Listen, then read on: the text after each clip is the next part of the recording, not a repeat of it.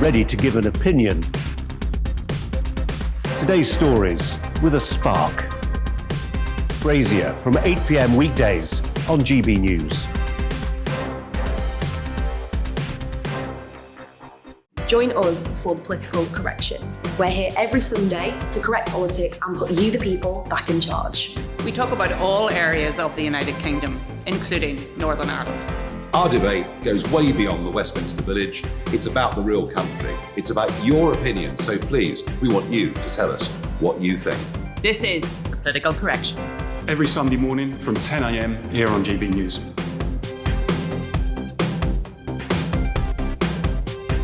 Hi, I'm Patrick Christie's. And I'm Mercy Moroki. And we're hosting a show right here on GB News, 9:30 a.m. till 12 p.m. every single weekday, called To The Point. We're going to be talking about all the big issues that matter to you at home in Britain. Absolutely, whether it's holding politicians to account, discussing what's taking place in the Channel, banging on about law and order, we're not afraid to do the absolute lot of it. Yes, and if you're thinking it, you can guarantee that we'll be saying it. Make sure you're here 9:30 a.m. till 12 p.m. every single weekday, right here on GB News for To The Point.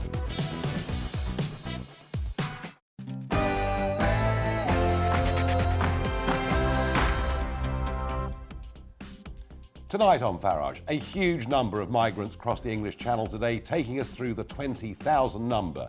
Nearly all of them young men.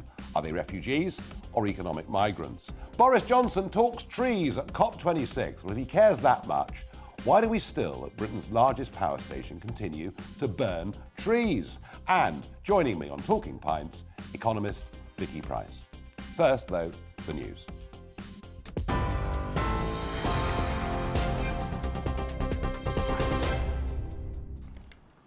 I'm Polly Middlehurst, and these are your latest GB News headlines. Well, the Prime Minister has warned the doomsday clock is still ticking, but he's told the COP26 summit a bomb disposal team is now on site.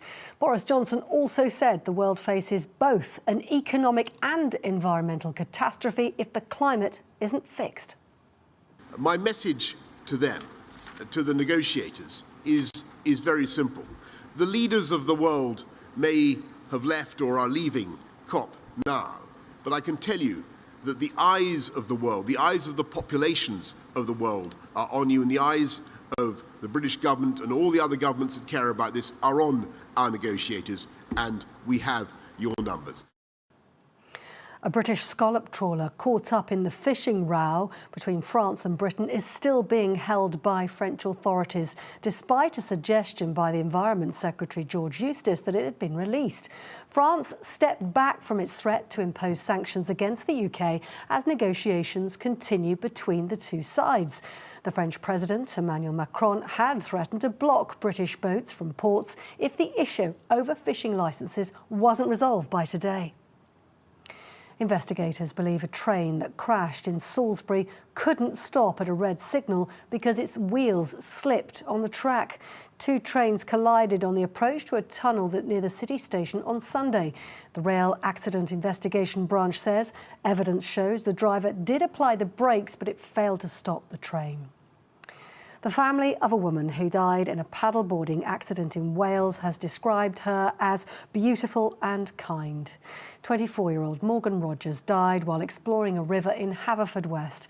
Police have confirmed the other two victims were 40-year-old Nicola Wheatley from Swansea and 42-year-old Paul O'Dwyer from Port Talbot. They were part of a group of 9 people who got into difficulty in the water over the weekend.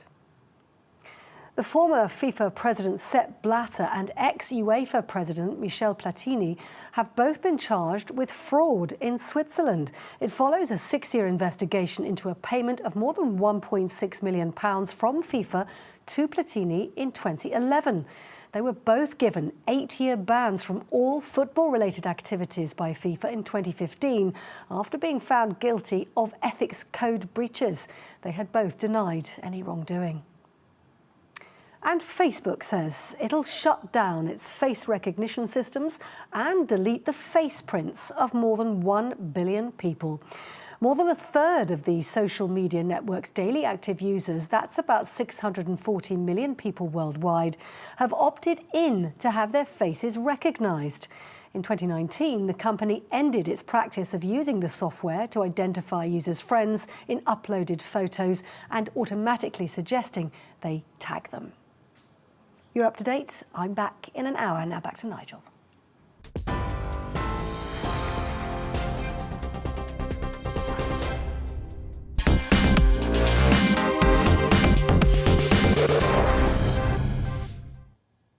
Well, I suspect only here on GB News are we going to talk about the events in the English Channel today, as all the other news channels are obsessed with COP26 and trying to push the Prime Minister even further in a green direction. It has been another very busy day in the English Channel with many, many hundreds of people crossing. Just take a look at the Dover lifeboat this morning coming in to the harbour, absolutely rammed full to the gunnels. And I don't know what the number today will be, but it'll certainly be 450, it'll certainly be 500. Looking at the weather forecast, I would guess that tomorrow it'll be even more. That's the lifeboat in Dover, as you can see, absolutely rammed. Extraordinarily, some of the means by which people are travelling across the channel are changing as well, including what looked like a child's little dinghy. Quite why anybody would attempt to cross the channel in one of those, I'm not actually too sure. But there we are. They come in dinghies, they come in ribs. Some of them are 11 metres long, others are little two-man kayaks. So it would appear that the French are very good at stopping and impounding our fishing boats under a ransom to release them, but they're not so keen, it seems, to stop the illegal migrant crossings, despite the fact we still seem to be giving them lots and lots of money. I can't fathom it. And there is actually no solution in sight. Today, the number that have come across the English Channel throughout this year of 2021 has gone through the 20,000 number, as I predicted back in the spring of this year. And there is absolutely no end in sight. Oh, it's all well and good for Priti Patel and Boris Johnson to stand up at the Tory party conference and get the cheers of the delegates, but it all means nothing because the economic pull factors are still there. And can you believe, of the 20,000 that have come so far this year, not a single one has been deported. Now, interestingly, some new figures have been released today for 2020. That's the year in which 8,400 came. And 87% of those that came were men, 74% of them young, single men. So for once, I'll agree with Priti Patel. In the vast, vast majority of cases, these are not refugees, they are economic migrants. We as a country are being taken for a ride, and yet our government is too weak to deal with this. So I'm asking you tonight, what do you think? Do you agree with me? Or do you disagree with me? Are these refugees or are they economic migrants? Let me know what you think, please. Give your opinions to GBViews at gbnews.uk or tweet at GBNews. Well, as I said, I can't see any end particularly in sight, but I'm pleased to say joining me right now is Tony Smith, former Director General of UK Border Force and Managing Director of Fortinus Global Limited, a border security consultancy. Tony, we've had this conversation before over the last couple of years, but 20,000 is a pretty significant milestone, I would suggest. Yes, it is, Nigel. The numbers do keep going up, don't they? And as you say, you continue to report this, although it's not being widely reported across the media, nor was it widely reported, Nigel, that 3 people sadly lost their lives last week off the East Coast. Somalis in a small dinghy which overturned, and God knows how they finished up there. But this is just tragic that we can't seem to get any, as you say, any end in sight in terms of agreeing with our colleagues in France. What are we going to do to stop this? Because it cannot be a good thing that people are travelling on dangerous waters, and you know better than me what it's like out there. I've seen your reports. You've been out there yourself. I don't know how many people have drowned, Nigel. I suspect a lot more than we're hearing about, if we do ever hear about it. And the migrant smugglers are winning. That cannot be a good thing, surely, politically, on either side of the channel. Yet we can't seem to reach agreement with France on what we're going to do about it. Yeah, I mean, the gangs are making millions of euros every week, particularly in calm weeks. Of that, there is no doubt. And look, I mean, Tony, we've got a problem with the French over this. We've got a problem with the French over fishing. We've got a problem with the French over the Northern Ireland Protocol. And I can't see the French signing any agreement with us. So we're going to have to get tough. But firstly, Tony, to my question. Do you think I'm right? Do you think Priti Patel is right? Particularly given those figures released today, that 74% of those that came last year were young, single men, 87% of a total male. Surely the vast majority of these would not qualify as refugees. Yeah, the refugee system doesn't work like that, Nigel. Unfortunately, it's not really a simple question of economic status versus refugee status. It's to do with where they're from. Yeah. And actually, a lot of the refugees, they are, as you say, young men. But actually, their country of origin is from a country where, returns are remarkably difficult. So, many would say that actually, because they are from places like Somalia, Ethiopia, Iraq, actually, they should be given asylum. But as we've discussed before, that's not really the point. The point is that many, as I understand it, many of the migrants that are arriving, Nigel, have been living in Europe for some considerable time now, and could and probably have sought asylum there, and may well have got asylum there had they sought it, but they want to come here. They want to live here, and they are being encouraged to make the journey, because they are seeing what you said, that we aren't removing anybody back again. And the only way to reverse this trend, to stop the boats, is to break the business model, which means we have to send people back to France. But doing that is really difficult without the agreement of the French. And then when we say, well, if we can't send them back to France, well, where are we going to send them to? So they are looking in legislation. Well, there are other safe countries that might be prepared to take them back, that maybe they passed through on the way here, that would be prepared to take them back. We might find some that would, but returning them to their source country, which clearly these are countries that are suffering from government disruption, they're failed states. They can make a very, very sound case, Nigel, even though they're young men, that I can't go back there because it's a failed state and I would suffer persecution if I did so. And this is the dilemma that the caseworkers find themselves in. But Tony, we know, don't we, that the traditional definition of a refugee is, somebody in fear of their life or their liberty because of their opinions, their ethnicity. In modern days, it would be sexuality. We know what those criteria are. And of all the countries in Europe, of all the countries in the world, over the centuries, we've been open to people in that dilemma. We can't simply say, because Somalia and Sudan aren't very nice countries with unstable governments, that our doors are open to tens of millions. No, I think the problem is that, Europe itself has significant migratory problems, Nigel, as you will know. And actually, my colleague in the US gave a speech just last week, former commissioner of the CBP, that they're now getting 200 an hour, Nigel, the caravan people on the southern coast. Children are being used as pawns. They're not actually belonging to the adult. But of course, with a child, it's impossible for the Americans, as you know, you've been over there too, so they are facing record numbers, actually, on the southern border in the States. We are now facing record numbers across the Channel, and the EU themselves are hanging on to a very fragile agreement with Turkey, which is due for renewal in February 22. And that's not going well. And if that falls over, I'm afraid they're going to see significant more migratory pressures into the Schengen zone. And more of those will head up to northern France, because they know that if they can get to northern France and they can find someone to give 500 euros to, 5,000 euros is nearer the mark, that's what they're going to be able to get into the UK. And when they're in the UK, they're not going to be sent back. So you can see where this is headed. I'm afraid it feels, the border force, I think, at the moment feel helpless, Nigel, because they're not empowered. And yet Priti Patel, since August 2019, has been promising us it's all about to end. Tony Smith, I've no doubt will speak to you when it hits 25,000 before the end of the year. Thank you once again for coming on. Well, I understand what Tony is saying, but to me, A genuine refugee is somebody in fear of their life, and these are young men, and they're coming here to make money.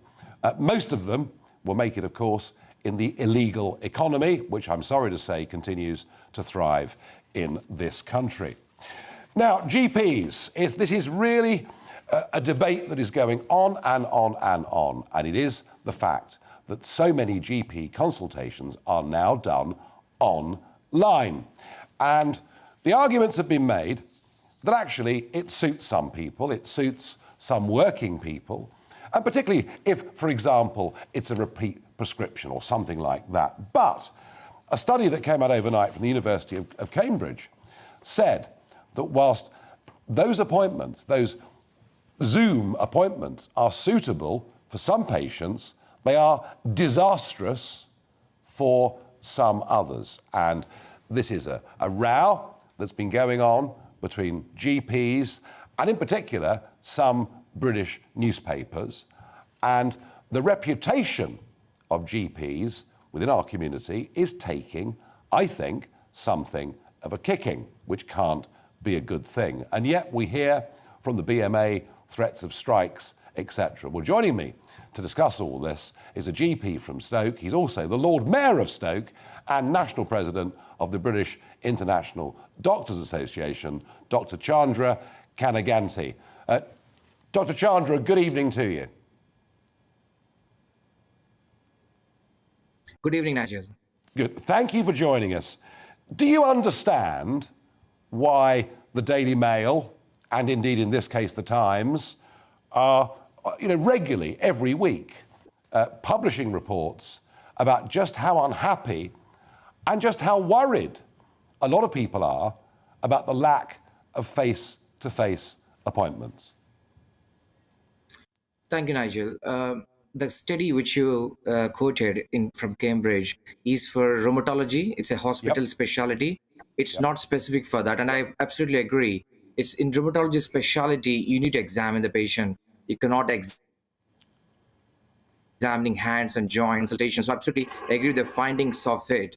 While face-to-face consultations are a key feature of general practice and absolutely necessary for some patients and certain conditions, the pandemic has proven that in many other cases, phone or video appointments are entirely appropriate. And in fact, they're appreciated by patients. And a crude focus on these kind of studies is probably extremely unhelpful. I think it's important to see that there's no end in sight by certain press to the preoccupation about face-to-face appointments. We need a more intelligent conversation about the variety of appointments and care that are available to patients to meet their needs. GPs are seeing patients face-to-face all the time. In September, we have 2 million more appointments hang on. in general practice. Yeah. But hang on. I mean, yes, you're right. GPs are seeing people face-to-face, but the percentage of consultations done face-to-face has dropped substantially, as you well know, dropped by about 30% since the beginning of the pandemic. And, OK, you're quite right. This Cambridge University study was specifically about rheumatology. But equally, on this programme just a couple of months ago, I did have the Dementia Society, and they estimate that 50,000 dementia diagnoses have been missed because of online consultations. So, I mean, do you understand why the public, and I know this suits some people, and I get that, but do you understand more generally why the British public are beginning to lose faith in their GPs, who were once the most respected members of the local community? No, absolutely. General practices are the jewel in the crown of the NHS, and people appreciate our hard work. We are seeing more patients than before pandemic levels. In August, we had approximately 58% face-to-face appointments. In September, it's gone up to 62%. Yes, absolutely right. It's nowhere near to 80% face-to-face appointments pre-pandemic level, but we are increasing it now. And every patient who need to be seen after the phone call are seen. So GPs are doing their best. I think the question you asked about the dementia diagnosis being missed. Yeah. Unfortunately, I have to disagree with you, Nigel. Dementia's diagnosis are made by psychogeriatricians and memory clinics. not by GPs. So this kind of criticism against GPs with quotations like that is very unhelpful. This is causing poor morale among GPs. We are less GPs now than ever before. From 2015, we lost around 1,300 whole-time equivalent GPs. We're 7% less GPs than before. What we need is an intelligent conversation about the appointments are different, but everybody will have a choice to book their face-to-face appointments. Everybody will be seen if they need to be seen. Yes, we need to have we have a different kind of models of consultations, and it is better for some patients. Some patients love the remote consultations. Some patients actually want to be seen at the time of... I get that. So is the real problem a lack of trained GPs? It is actually. We have considerably less number of full-time equivalent GPs than what they are. Just in the last year alone, we have nearly 1,300 GPs who left the profession.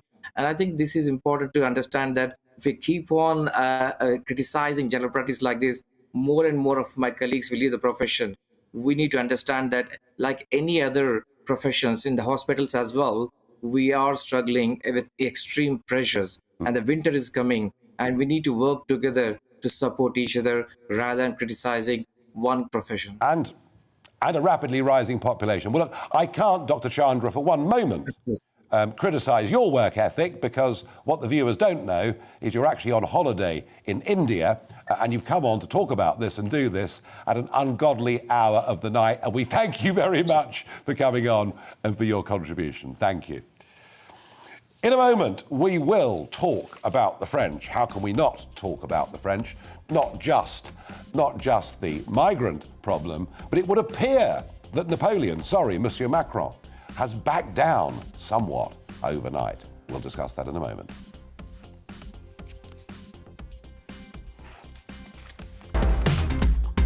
On Brazier at 8, bring back the hard shoulder, a major victory for campaigners who say smart motorways are anything but. Also 400 private jets and green Greta turning the air blue.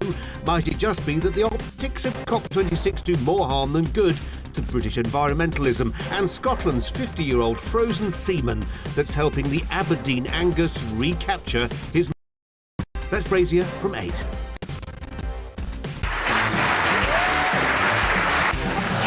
My name is Andrew Doyle. Join me every Sunday evening at 7 p.m. for Free Speech Nation. This is a show where we address current affairs and news stories of the week with the help of two wonderful comedian panellists. I brought in comics because I want to give it a lighter edge, and also they work for less. See you there.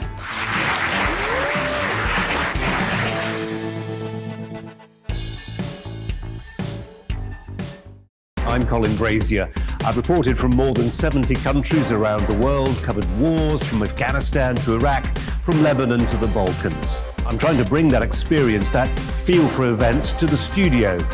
And something else, I'm ready to give an opinion. Today's stories with a spark. Brazier from 8 p.m. weekdays on GB News.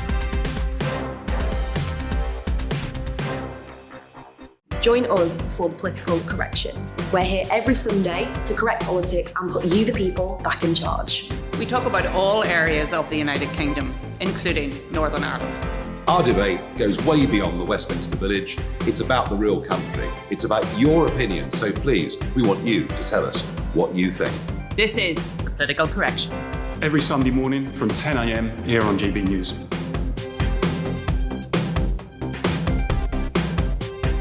Hi, I'm Patrick Christie's. And I'm Mercy Moroki. And we're hosting a show right here on GB News, 9:30am till 12pm, every single weekday. Call to the point. We're going to be talking about all the big issues that matter to you at home in Britain. Absolutely, whether it's holding politicians to account, discussing what's taking place in the channel, banging on about law and order, we're not afraid to do the absolute lot of it. Yes, and if you're thinking it, you can guarantee that we'll be saying it. Make sure you're here 9:30am till 12pm, every single weekday, right here on GB News, for To The Point.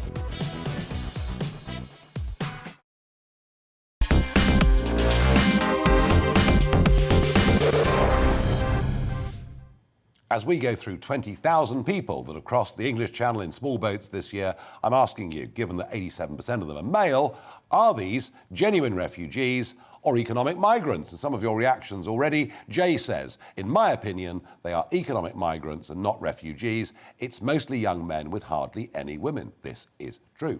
Scott on GBNews says, I'd cross the channel. We're offering a 4-star hotel with food and healthcare included and 38 quid a week spending money.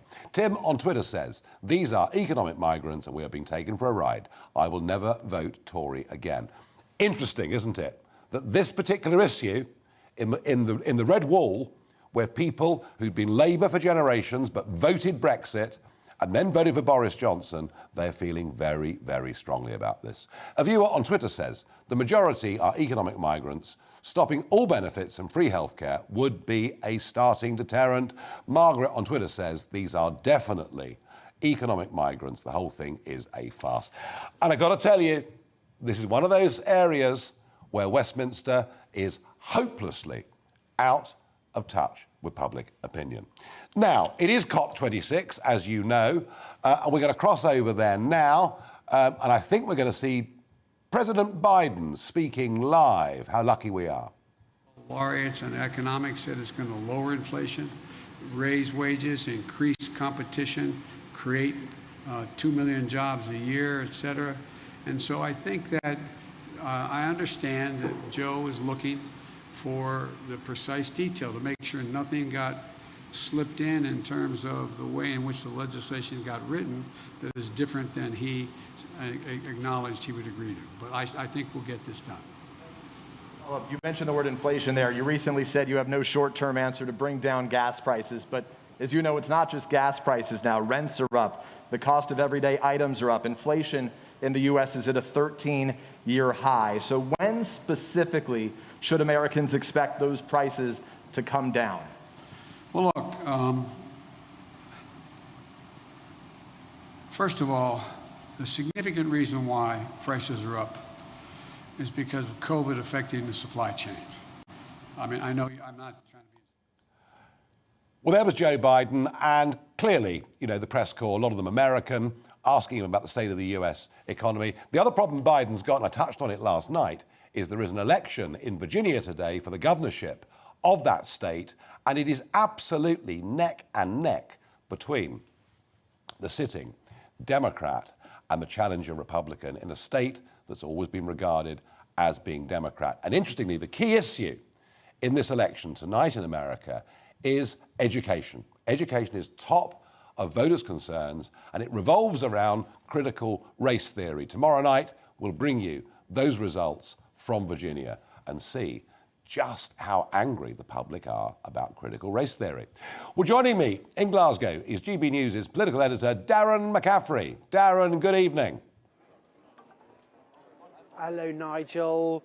Interesting, isn't it, there, Joe Biden? You're right, though, talking more about domestic issues, actually holding a press conference. It must be said, he doesn't hold those very often, but he is, as he's about to leave Glasgow, and dealing with many of the same issues. And actually, I thought interesting, Nigel, giving the same responses that we've heard from Boris Johnson when it comes to inflation, about the global supply chain issues following the COVID pandemic. Earlier on today, though, he has been talking about COP and what progress is being made here.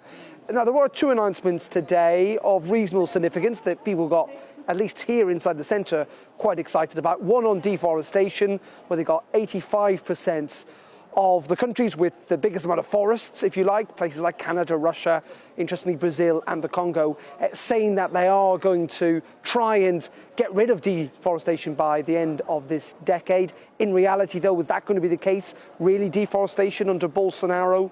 I'm not entirely sure that's what's happening, at least on the ground at the moment. And also an announcement on methane, trying to lower methane emissions. The US and the EU signed up to that as well, Nigel. 30% reduction by the end of this decade. Again, quite significant in the sense that methane is the second largest contributor to greenhouse gases after carbon dioxide. We talked, didn't we, a lot yesterday about how gloomy and pessimistic, almost apocalyptic, the Prime Minister was in his language about COP and its success and the future and climate change. Today, the optimistic kind of boosterist Boris came back a little bit, in which he was suggesting that there is room for optimism, he reckons, at this summit, Nigel, using, and he loves his metaphors, about the ticking bomb, and that there was a bomb disposal team potentially on hand to help out. Let's have a listen. There are plans for 440,000 more jobs in all sorts of things, from battery technology to wind farms and many, many other things. So the economy is going this way. I think it's a good thing, and we can use this moment to trigger greater growth and greater prosperity, but do it in a green way. And I do think people get that. And as for your brilliant suggestion of a referendum, Mesa, I think this country's probably had enough referendums to be going on with for a while. That's my general view on the matter. Anyway.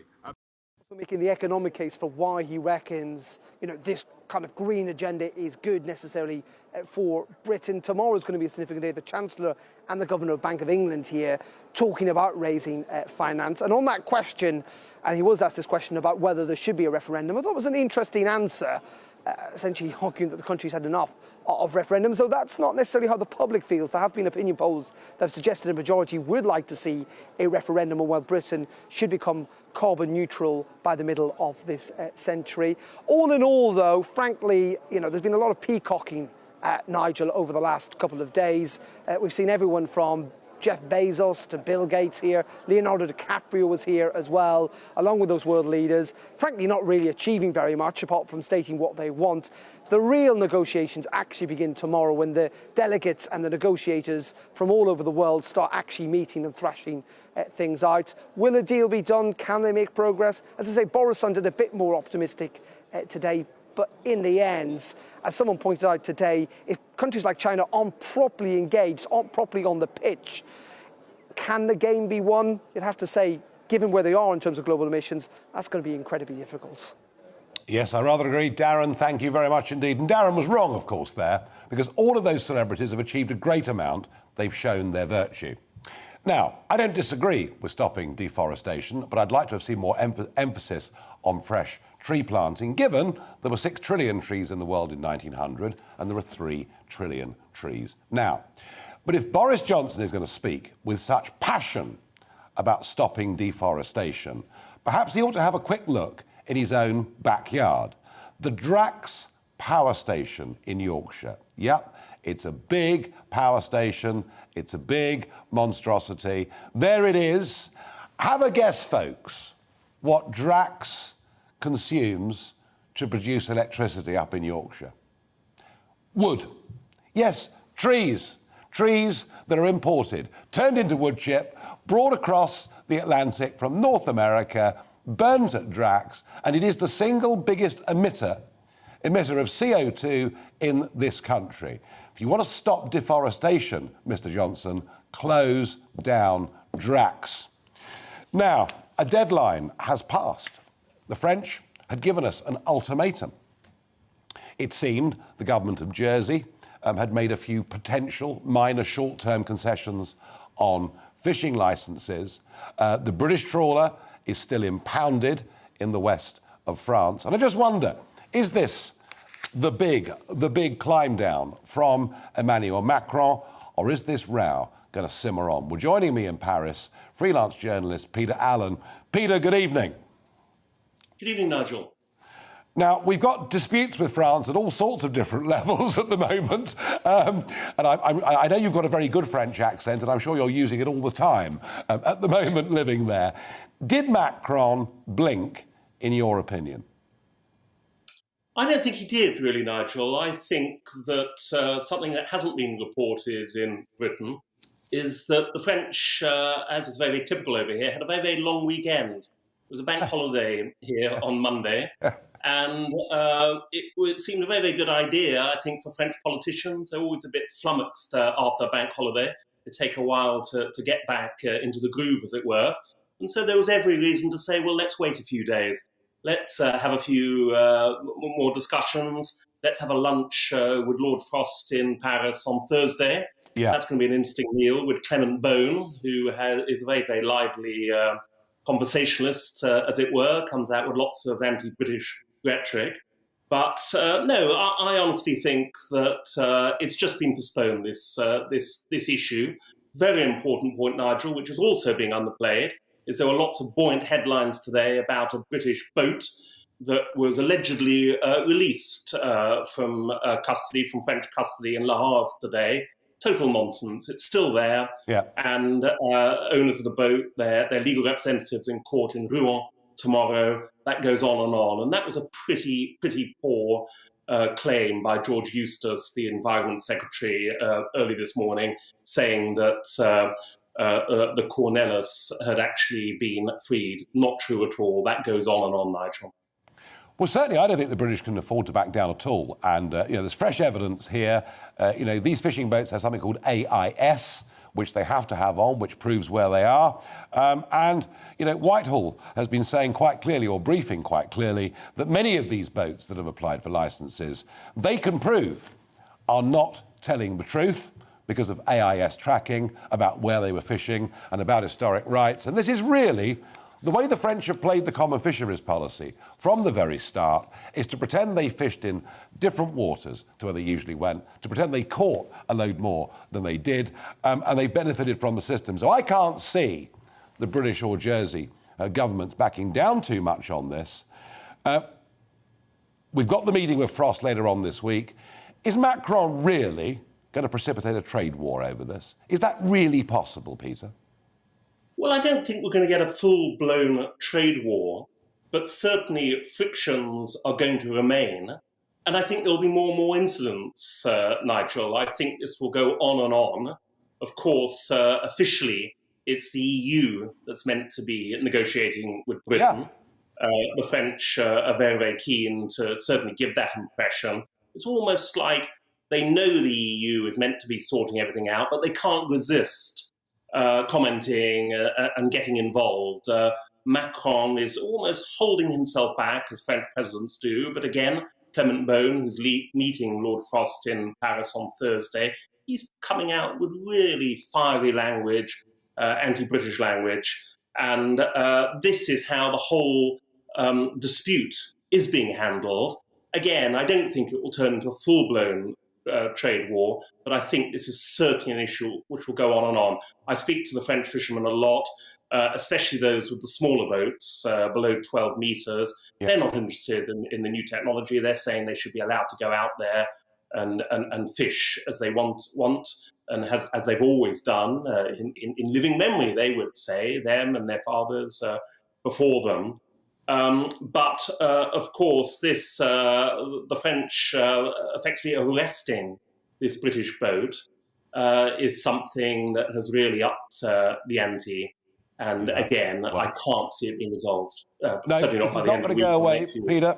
This is not going to go away. You're absolutely right. Whether it's this or the Northern Ireland Protocol or the cross-channel migrants, tensions with France are going to remain, and we will come back to you at some point in the not-too-distant future. Thank you very much for joining us. Well, how about this for a What the Farage moment? Ursula von der Leyen, the President of the European Commission, she very much pushing hard the green agenda, and there she is.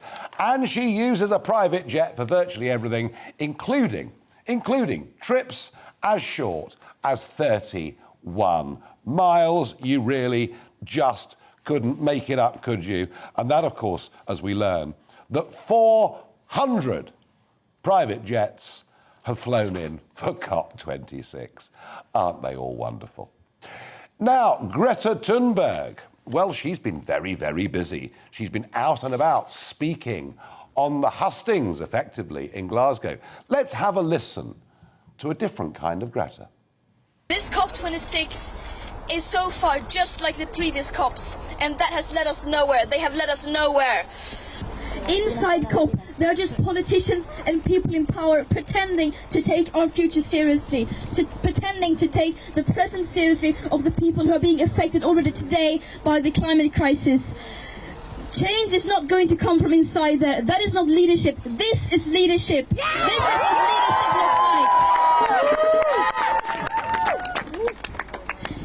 We say no more blah blah blah, no more exploitation of people and nature and the planet, no more exploitation, no more blah blah blah, no more whatever the doing inside there. You can shove your climate crisis up. You can shove your climate crisis up. You can shove your climate crisis. You can shove your climate crisis. You can shove your climate crisis up your. Well, not only has Greta Thunberg now become foul-mouthed, completely carried away with her own importance, but if I saw hubris, that was it. It's not leadership in there, it's leadership here. It's me, the teenager from Sweden, at least she was smiling. She often seems to look very disturbed to me, but there we are. And my last What the Farage moment is Joe Biden this morning, travelling in his big motorcade, was flashed. Well, was he? A resident clearly fascinated by the helicopter going along, and this massive motorcade stood there in his front window. A large, naked Scotsman taking photographs of proceedings. Well, I'm sure that would have woken even sleepy Joe up.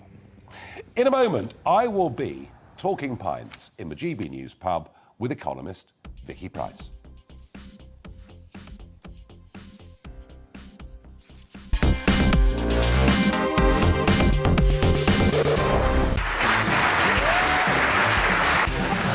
My name is Andrew Doyle. Join me every Sunday evening at 7 p.m. for Free Speech Nation. This is a show where we address current affairs and news stories of the week with the help of two wonderful comedian panellists. I brought in comics because I want to give it a lighter edge, and also they work for less. See you there.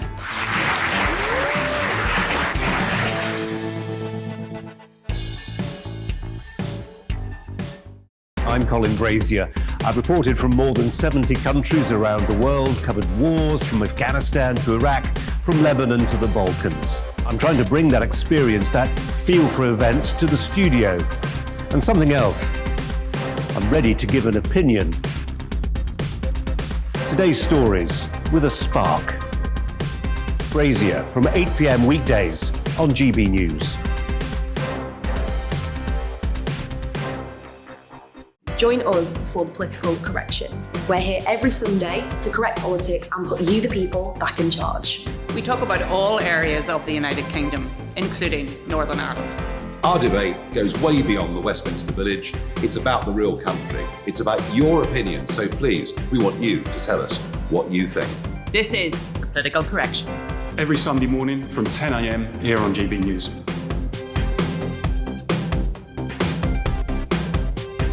Hi, I'm Patrick Christie's. And I'm Mercy Moroki. And we're hosting a show right here on GB News, 9:30 a.m. till 12 p.m. every single weekday. Call to the point. We're going to be talking about all the big issues that matter to you at home in Britain. Absolutely, whether it's holding politicians to account, discussing what's taking place in the Channel, banging on about law and order, we're not afraid to do the absolute lot of it. Yes, and if you're thinking it, you can guarantee that we'll be saying it. Make sure you're here 9:30 a.m. till 12 p.m. every single weekday right here on GB News for To The Point.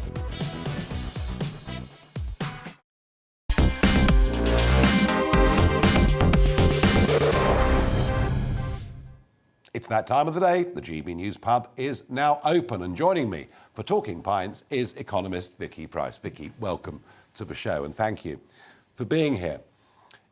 It's interesting, you grew up in Greece, and you come to this country, and you become an economist, and you've had a very distinguished career. You've worked for big banks, for KPMGs. You've held some really very, very big jobs, and been a very successful economist. But I really want to take you back to Greece, because I could see that the Eurozone might well work for the Low Countries and Germany and maybe France. I could see how an optimal currency zone did potentially, political questions, but did potentially exist. But Greece joined the Euro on, it seemed to me, a pretty spurious set of statistics. I mean, what has it done to your home country? The first thing to say is that everyone fiddled the statistics a little bit in order to get in. But I've written a book called Greekonomics, where I showed very clearly that the euro was not an optimal currency at the time, which I mean, soon after it was developed and then adopted by all these countries. And it remained not being an optimal currency for quite some time. I also worked a little bit on the 5 economic tests that we did here in the UK when I was working for the government. I didn't believe that the euro was a good idea for us to join. Although I'm a real Europhile, and of course I'm Greek-born, and cared a lot about what would happen to Greece. But I didn't think that at the time of the euro crisis, Greece should leave. It would have been too painful. So I'm afraid Greece had to suffer hugely over that period. And in my mind, wrongly. Yes, of course, there were things that were done early on which were mistakes, overspending, the Olympics, which really affected the fiscal position very significantly. And maybe, again, the statistics didn't tell you the entire story at the time. But after that point, I think Europe should seriously have helped Greece. And Germany and France were completely against it at the end of the day. Arguably, Greece was bailed out. Yes, but it was bailed out at some huge cost to Greece. I mean, no other country saw a drop in GDP of 26% over a number of years. And the interesting thing is it didn't just happen. Of course, here in the UK, we just had a 20% fall in GDP in 1 year. Okay, and now we're recovering. Now, there you had falls year after year after year.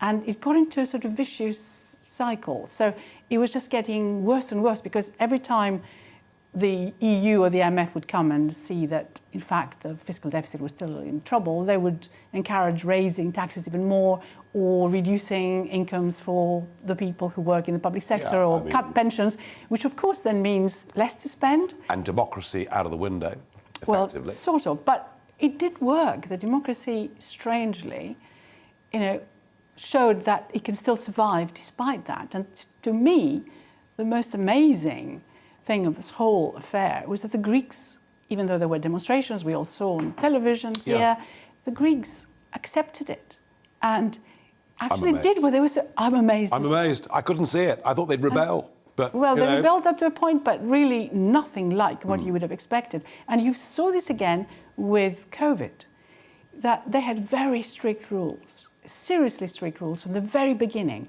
And even until last summer, a few months ago, you had curfews. You had to get back home by 9, Amazing, times by 6. And they did it. And you'd have thought... I find it all hard to believe. I really, really do.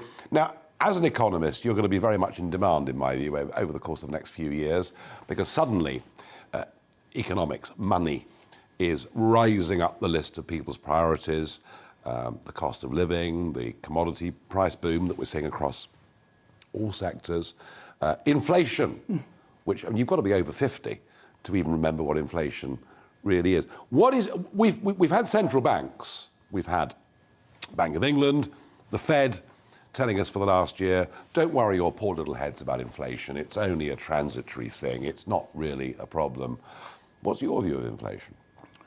Again, we need to remember where we started, particularly in view of this pandemic. I mean, yes, we worry now about inflation. And in the early bit of your program, of course, you had Biden being interrogated by US journalists about the rising cost of living there, which is over 5% per annum. But we had deflation for a while.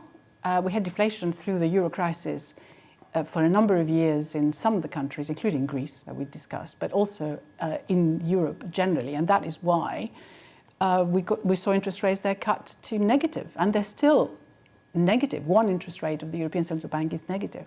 But of course, with COVID in particular, if you withdraw demand and obviously supply, everything closed down for a while, it's not surprising that you'd have very low inflation. In fact, you had negative energy prices. I mean, the price of oil was negative. I remember. It's the most extraordinary thing. Bizarre, wasn't it? Yeah. Very bizarre. Well, of course it would bounce back when you remove restrictions and everything's happening. So the reason why the central bankers are saying it's transitory, which I think it will be, the only question is for how long will it be transitory? When will it really start coming down?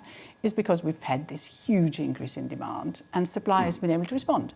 So what do? If you raise interest rates, then, and it's a global issue, so gas prices going up, commodity prices generally going up, you're not going to have any real impact except slow down growth in your own economy. So you're penalising, your own citizens. And the interesting thing is that we have here an inflation rate which, at just over 3%, isn't that great, but yes, it's above the 2% target. But it is considerably lower than the US at over 5%, and the one in the EU, or rather in the Eurozone, which is just over 4%. And yet, it looks like we might be the first country to raise interest rates. It doesn't make much sense. It looks like we're going to. Do we have a good Chancellor in Rishi Sunak? Well, he did the right thing on the COVID emergency. But of course, he wasn't the only country that reacted the way he did. The whole of Europe did the same. Lots of other countries did that too. The only one that didn't, nevertheless, spent even bigger percentage of GDP on stimulus measures was the US, which didn't do the furlough scheme that we did. It just let everyone just lose their jobs, but gave them checks through their front doors. They all arrived, and also unemployment benefits went up very significantly, which meant that people were able to survive. In fact, for many, it was much better to be unemployed than to have a job. It's one of the reasons why you see that everywhere. That in America, labour shortages on a most extraordinary level. I mean, I never thought I'd see it there, But unemployment has fallen, of course, very significantly, and lots of jobs have been created. They haven't gone back to where they were, but it was a different way of doing it. It still cost a lot. In fact, as I was saying, it cost more for the US to do what it did than for all the other countries that did what Rishi Sunak did. And when some normality returns, and it's beginning to, it feels like it is Brexit Britain going to do well? Well, you've seen the forecast from the Office for Budget Responsibility, which suggests that we're not going to have long COVID. At least if it is, it's going to be mild. But we are going to have long Brexit. They think that the economy will be 4% weaker as a result of Brexit. But they are the Treasury, and they are completely anti-Brexit, and they tried to reverse the referendum. So I would kind of expect that from them, wouldn't I, really? Perhaps, but there are some really good economists there that I know and respect. And it isn't really disagreeing much with what others are saying. Even the pro-Brexit economists did say that in the short term, there'll be a negative impact on the economy. And the important thing is what types of policies do you put in place to change that? So, we could become, really innovative. Supply-side reform, I could argue. All that. Vicky, it's interesting. You've had a very, very distinguished career with some big highs. You've had one very dramatic low when you finish up in prison for a few months, and we won't drill down into the reasons for that. But you have tried to turn that around to, in a sense, to a positive, haven't you? You've written about prison, you've talked about prison. Does prison work? Well, I'm also involved in quite a lot of charities. Yeah, I know you are. That work on that. No, it doesn't. So I've written this book called Prisonomics, which looked at the cost of keeping people in prison, and B, what happens when they come out if they have already lost all sorts of positions in society, if you like, and quite unable to get jobs. And that hits women in particular, who of course are much more tied to their homes and their families and their kids and their community, whereas men can move around much more easily. So men tend to get employed faster. But we have to punish people who've broken our... I mean, there has to be some form of punishment, doesn't there, for people who've broken the law? Oh, I think that's absolutely true. But of course, when you look at the differences between men and women, that's why I got really interested in really writing about women more than the men. They're generally doing, committing crimes which are quite low-key. They not paying the BBC licence fee, being for one example, of them. For example, and usually non-violent. And what the evidence shows is that quite often, in fact, the majority of them have been abused at some point, or have been coerced, or have been doing the various crimes because they're trying to feed the drug habits of their other half, if you like. Yeah. But what they need is quite a lot of emphasis on dealing with mental issues. So quite a lot of the charities I'm involved with have women's centres which try and avoid getting these women to prison to begin with, if you like, or look after them when they come out. And the most important thing in terms of really stopping the reoffending, which is costing something like 10 billion a year. It's unbelievable. Is to make sure that they have jobs. Yeah. And that is crucial, and getting them to be employed is the important thing. Well, I think, as I say, I think you've turned a big negative around in many ways. So what next, Vicky? You've had the highs and the lows, and you're back busy as an economist. And as I said, I think economics is going to become a much bigger issue in our lives over the next few years. You've had a very interesting life to date. What next? Well, I probably will continue to do the economics, and with a bit of luck, your prediction is correct that I will be in demand. But obviously, politics has always been an interest in terms of influencing what happens, and I think I'll want to continue to be involved in that. Very good. That was Vicky Pryce on Talking Pints.